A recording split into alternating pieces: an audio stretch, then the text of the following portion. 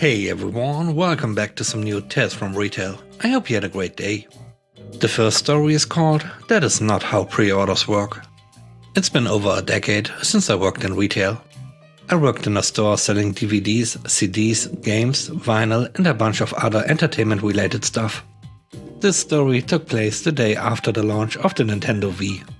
Our store had guaranteed that if you had pre-ordered a Wii by a certain date, then you would get one. If you had not pre-ordered, then it was first come first served for the remaining stock.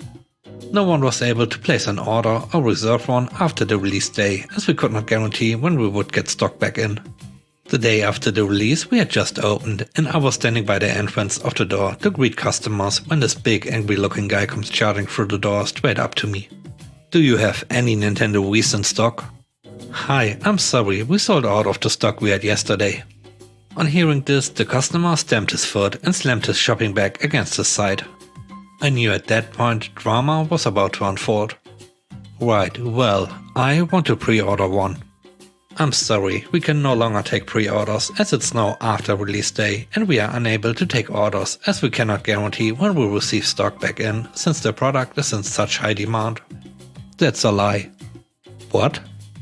"You are lying to me. I was in here 2 weeks ago and was told if I pre-ordered I was guaranteed one on the day of release." At this point I'm thinking maybe I've misunderstood and he has in fact pre-ordered, so I make an attempt at clarifying. "Oh, are you here to collect a pre-order? Do you have your order slip and receipt?" "No, I don't have a slip. You should have one for me because I inquired about wanting one weeks ago. Either give me one now or order one for me. My son wants one." "That is not how it works, unfortunately. We only pre-order with a deposit. If you have not paid a deposit, then we don't have a pre-order for you. I cannot order you one either, as our system will not let us. This is ridiculous. Get me a manager right now, as you are obviously incapable of sorting this mess out. I am not leaving here without the Wii." As angry as this guy already was, he was about to get even angrier as I now had to inform him that I was in fact the manager on duty and the only one around. I was the supervisor who did opening and closing. Supervisors were designated managers on duty when there were no real grown-ups around. The guy flipped out. He was pointing his finger in my face, calling me a liar, telling me there's no way some little girl was a manager. Just as I was starting to worry that this guy was about to get physical, something wonderful happened. I felt something rush over the top of my shoulder from behind, and suddenly the customer's face dropped and he was being dragged towards the door. Unbeknown to me, our security guard had just come on shift and was just entering the shop floor when he heard the customer screaming at me. He walked straight up from behind me, grabbed the guy by his neck and dragged him outside backward, telling him, "You are done." Once outside, the guy stood between me and the security guard. He was almost foaming at the mouth with rage for a good minute before turning and storming out of sight. The next story is called Why You Shouldn't Be Rude to Retail Workers. When I was 16, I worked for my uncle. He was a tailor, but also had a clothes store next door to his main shop. He let me run the clothes store, which basically involved keeping it clean, serving customers and displaying stock. He ran the business side of it, and I was paid to essentially sit there all day. It was a pretty quiet store in a quiet area, so it was a pretty cruisy job, great for school holidays. Whenever we got new stock in, I would have to put the price tags on myself. Most of the clothes we sold were men's workwear, suits, shirts, trousers and the like. The average price for a suit was around $150 to $200. One day I had a belligerent customer come in. He saw that I was quite young, so he took to bullying me around. He would swear and act very impatient and would call me slow and stupid. I had dealt with rude customers before, but this guy was far too much. To the best of my knowledge, I hadn't done anything wrong. He may be having a bad day, but to me that doesn't excuse the insults. He had come in quite early. Usually we opened at 9, but didn't get any customers until much later. It was rare to get any customers before 11. That morning I had gotten a load of new stock in and hadn't finished putting on the price tags as it was a huge amount of new stock. So because of his rudeness, I decided that I would charge him much more. Either he would decide that it was too expensive or we would make a lot more money. He selected 3 suits and I told him they were $500 for the first 2, with the third being $700. They were actually around $200. We haggled a bit and I sold them for around $350 for the first 2 and $600 for the third. He was quite happy with what he saw as a major victory. And I was quite happy that I made an extra $700. I told my uncle what happened and he let me keep a percentage of the money as a bonus. My uncle knew that particular customer and had issues with him before. Perhaps it wasn't a morally correct thing to do, but it serves to show you shouldn't be rude. The third story is called Random Act of Kindness. I work in a travel goods store. There were a few customers browsing around the store, no one needed any help at the moment, so I was just standing by the front desk. A customer came in, an elderly man with a deep Haitian accent and okay English.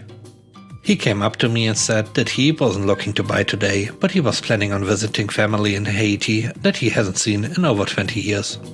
He said that he has been saving up money for a while and finally started planning his trip, albeit still a few months away. He just wanted something inexpensive for the one trip. So I pointed him in the right direction and he told me he was going to look around. As I walked away, another customer waved me down, a younger guy in what looked like a pretty expensive suit, and started asking me some questions about some high-end brands. After about 15 minutes of talking to this other man, the Haitian man walks over. He said something along the lines of, "I'm sorry to interrupt, but thank you for the help. I'm not ready to buy it yet, but I'll come back in a few months when I have all of my trip money together." The man in the suit then asked him what suitcase he was looking at. And the Haitian man pointed to the cheapest one we had in the front of the store for $20. The suit man said, "You don't want those. They don't last very long the way the airlines throw stuff around. How about one of these?" And he walked over to a mid-range $70 suitcase. The Haitian man laughed a little and said, "I can't afford those." And then the suit man blew my mind. He said, "Don't worry about that, I will pay for it." The Haitian man kinda laughed it off, thinking it was a joke or something, or maybe he misunderstood. Even I was a bit skeptical. But the suit man insisted he was serious, handed me his credit card and said to let him pick out a color. The Haitian man reluctantly picked out a suitcase and walked over to the desk with me. He practically burst into tears when the credit card ran through. After some handshaking and many thank yous, the Haitian man left. And then the suit man proceeded to buy $600 worth of luggage for himself and his family. Not only was it one of my biggest sales ever, it was also the biggest random act of kindness I had ever seen in my life. After working in retail for so long, this is something I will never forget. The last story is called Be Rude, Get What You Deserve. I was in the shop one day, a customer was in getting some keys copied, nice and simple job. Suddenly, while I've got the machine running, some shirtless guy comes in looking really frantic. I tell him it will be just a minute longer, then I finish the keys and send the first customer on his way. "Geez, took you long enough. I need you to come and unlock my car." I'm already a little annoyed since it's almost closing time, but I just figure he's got something in the car and give him the benefit of the doubt. "No problem. Where is it?" "A couple of miles that way. My girlfriend drove me over here. You can follow us to it." I get some info from him, the kind of car it is, and his name, number, address in case we got separated. My phone is in the car, so if you call it, I won't answer. "Then how about your girlfriend's number?" "Hers is in there too." "Well, okay then." Since it is pretty much closing time, I just go ahead and set the alarm and lock the doors as I leave. He doesn't like this and starts saying how I'm taking forever. I get in my truck and follow him out there. When we get there, I grab my tools and head to the car. Surprisingly, there's nothing in there except for the keys on the seat, so now I'm just hoping it's actually their car. "You'd better not mess up my doors. This is a classic." Yeah, a classic Ford piece of junk. I open it up in about 10 seconds and check the insurance card, and yes, it's their car. I pick up the keys and go over to him, tell him it's $40, and he just looks at me dumbfounded. "Wait, you mean I have to pay for this?" Yes. "Yes sir, we charge a service call when we have to go out to the location." "Well, I'm not paying for that. You did it in 10 seconds. Could have done that myself if I had known." "Well, I'm sorry, but I can't do this for free." I could have, but there was no real urgency, plus he was rude about the whole thing. We normally would just bill someone in this situation, but we've been burned too many times, so we'll only do that for companies.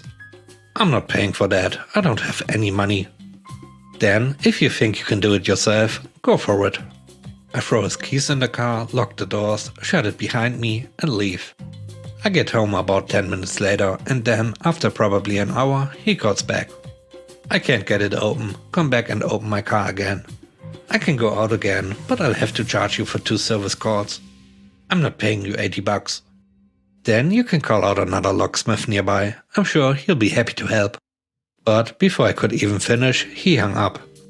I didn't tell him, but they charged $100 to unlock cars. Never heard back from him. Thanks for watching, I hope you enjoyed the video. If you did, please leave a like and consider subscribing to the channel if you are new here. Have a great day, bye bye.